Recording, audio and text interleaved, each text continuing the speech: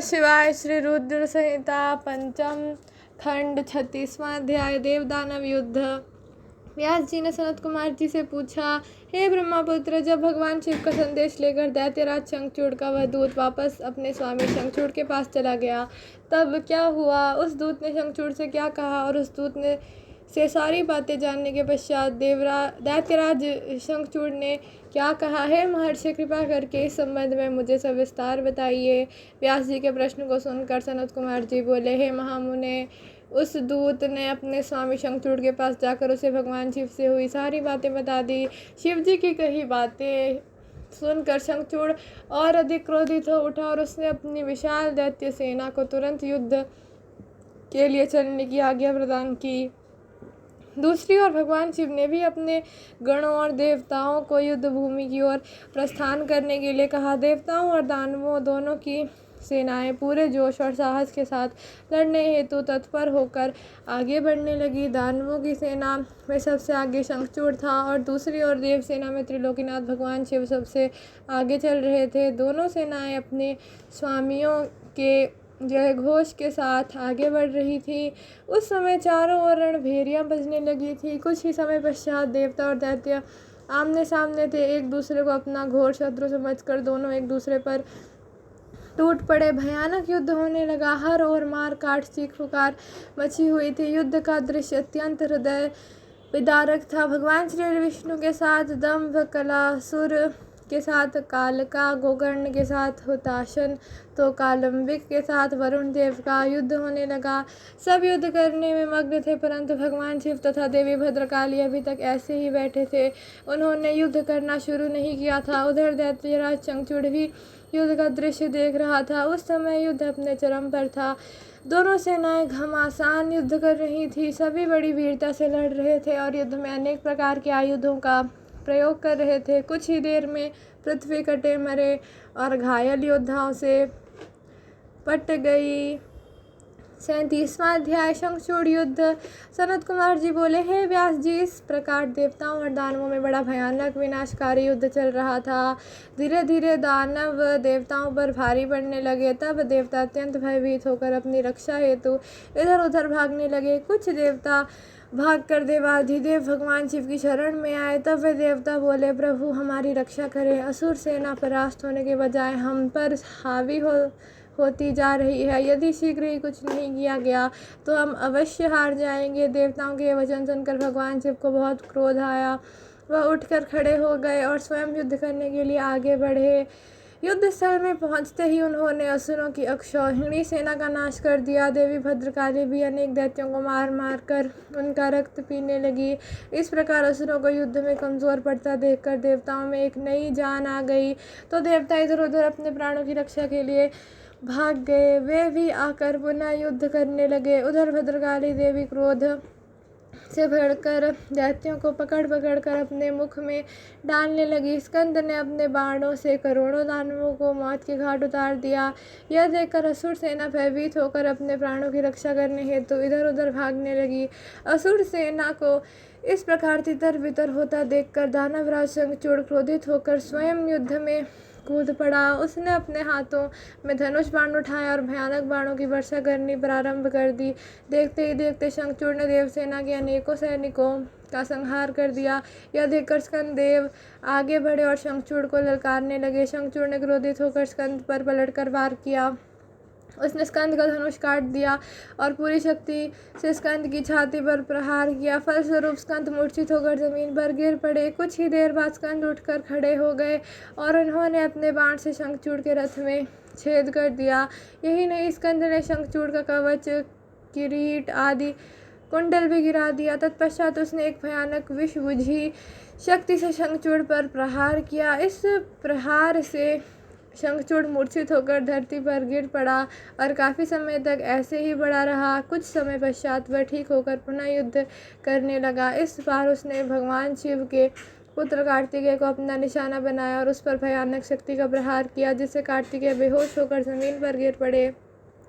तब कार्तिकेय को इस प्रकार धरती पर बेहोश पड़ा देखकर देवी भद्रकाली उन्हें गोद में उठा लाई। उनकी दशा देखकर शिव जी ने उन पर अपने कमंडल का जल छिड़क ते ही कार्तिकेय फौरन उठ बैठे और पुनः युद्ध करने के लिए चल दिए। दूसरी ओर वीरभद्र और शंखचूड़ का भयानक युद्ध चल रहा था। यह कह पाना कठिन था कि दोनों में से कौन अधिक वीर और बलशाली है। एक दूसरे पर वे बड़े शक्तिशाली ढंग से प्रहार कर रहे थे। देवी भद्रकाली भी पुनः युद्ध में आकर दानवों का भक्षण करने लगी। 38वां अध्याय भद्रकाली शंखचूड़ युद्ध। सनत कुमार जी बोले, हे व्यास जी, देवी भद्रकाली ने युद्ध भूमि में जाकर भयंकर सिंहनाद किया, जिससे डरकर अनेकों दानव मूर्छित होकर धरती पर गिर पड़े। भद्रकाली ने अपने तेज और नुकीले दांतों से दानवों का रक्त चूसना शुरू कर दिया। यह देखकर युद्धरत दानव भय से आतंकित हो उठे। वे डरकर इधर उधर भागने लगे। यह देखकर दानवराज शंखचूड़ दौड़कर देवी भद्रकाली से युद्ध करने के लिए आगे आया। शंखचूड़ को सामने खड़ा देखकर भद्रकाली ने प्रलय अग्नि के समान भयंकर बाणों की वर्षा करनी शुरू कर दी, परंतु शंखचूड़ ने वैष्णव नामक अस्त्र से उस वर्षा को शांत कर दिया। देवी भद्रकाली ने उसके जवाब में नारायण अस्त्र चलाया, परंतु शंखचूड़ हाथ जोड़कर उस अस्त्र को प्रणाम करने लगा, जिससे वह नारायण अस्त्र वहीं पर शांत हो गया। दैत्यराज शंखचूड़ अपने भयानक बाणों से देवी पर प्रहार करता और देवी उन असंख्य बाणों को अपनी विकराल दाढ़ों से चबा जाती। इस प्रकार देवी और शंखचूड़ में भयानक संग्राम होने लगा।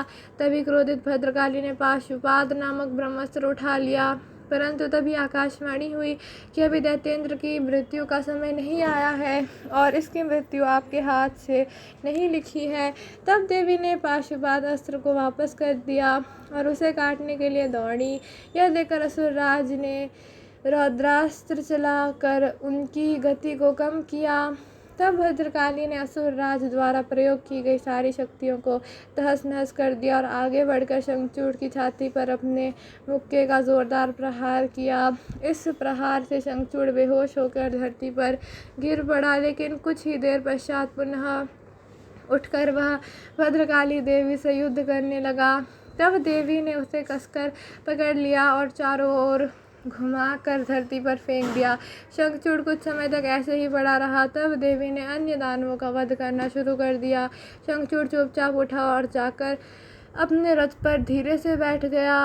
39वां अध्याय शंखचूड़ की सेना का संहार। व्यास जी बोले, हे ब्रह्मपुत्र सनत कुमार जी, जब देवी भद्रकाली द्वारा युद्ध में घायल होकर शंखचूड़ पुनः अपने रथ पर जाकर बैठ गया, तब क्या हुआ? भगवान शिव ने जो उस युद्ध में असुरराज शंखचूड़ का वध करने के लिए ही आए थे, क्या किया? कृपा कर मुझे इस कथा को सविस्तार सुनाइए। व्यास जी की इन जिज्ञासा को शांत करते हुए सनत कुमार जी ने कहना आरंभ किया। वे बोले, हे महामुने, जब देवी भद्रकाली ने असुरराज शंखचूड़ को उठाकर बलपूर्वक जमीन पर पटक दिया तो कुछ समय तक शंखचूड़ इस प्रकार से धरती पर पड़ा रहा मानो मूर्छित हो गया हो। तब देवी जाकर दानवों पर प्रलय की भांति टूट पड़ी।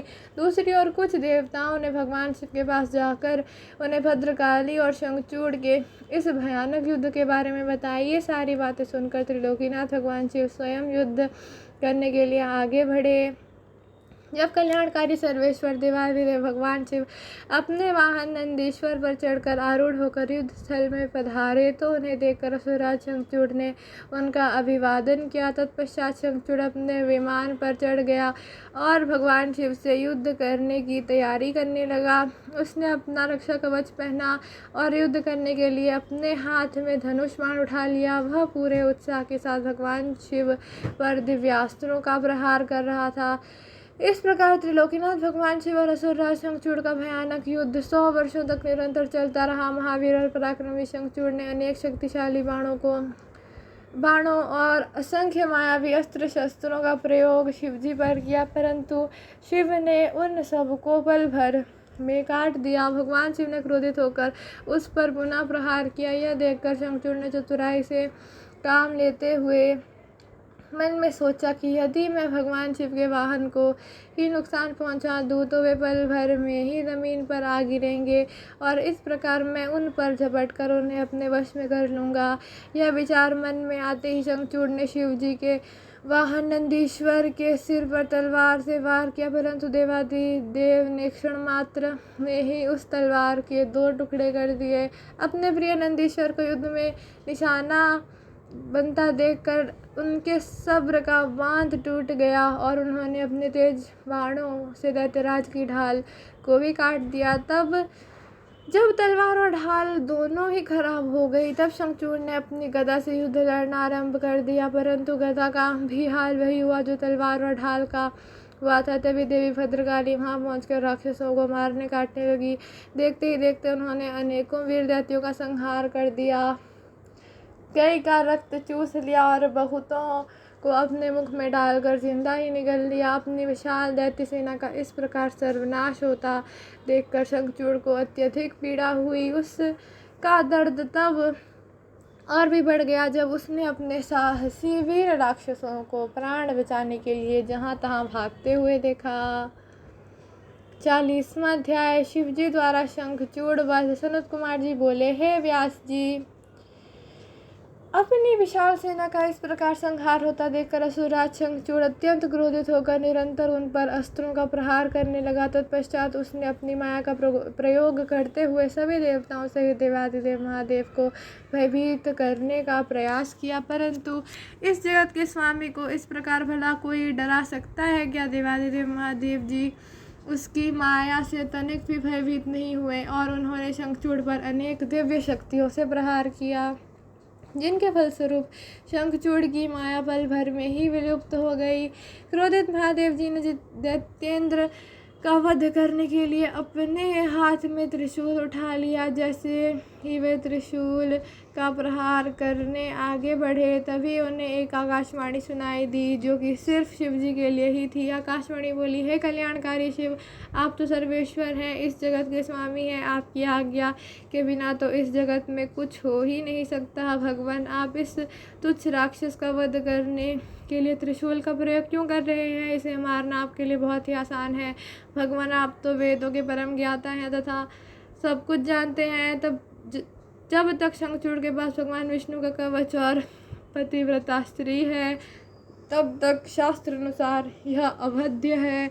आकाशवाणी सुनते ही भगवान शिव ने अपने त्रिशूल को तुरंत ही रोक दिया और मन में श्री हरि विष्णु का स्मरण किया। श्री हरि अगले ही क्षण हाथ जोड़े उनके सामने उपस्थित हो गए। तब शिव जी ने विष्णु जी को इस संकट को दूर करने का आदेश दिया। भगवान विष्णु ने तुरंत एक ब्राह्मण का वेश धारण किया और भिक्षा मांगने के लिए दैत्यराज शंखचूड़ के पास पहुंच गए। वहां पहुंचकर विष्णु जी ने भिक्षा मांगी। तब शंखचूड़ ने पूछा, हे ब्राह्मण देव, आपको क्या चाहिए? मैं अवश्य ही दूंगा, परंतु पहले ये बताइए तो सही कि आप क्या चाहते हैं। तब ब्राह्मण का रूप धारण किए हुए विष्णु जी बोले कि पहले प्रतिज्ञा करो कि मैं जो मांगूंगा तुम मुझे दोगे।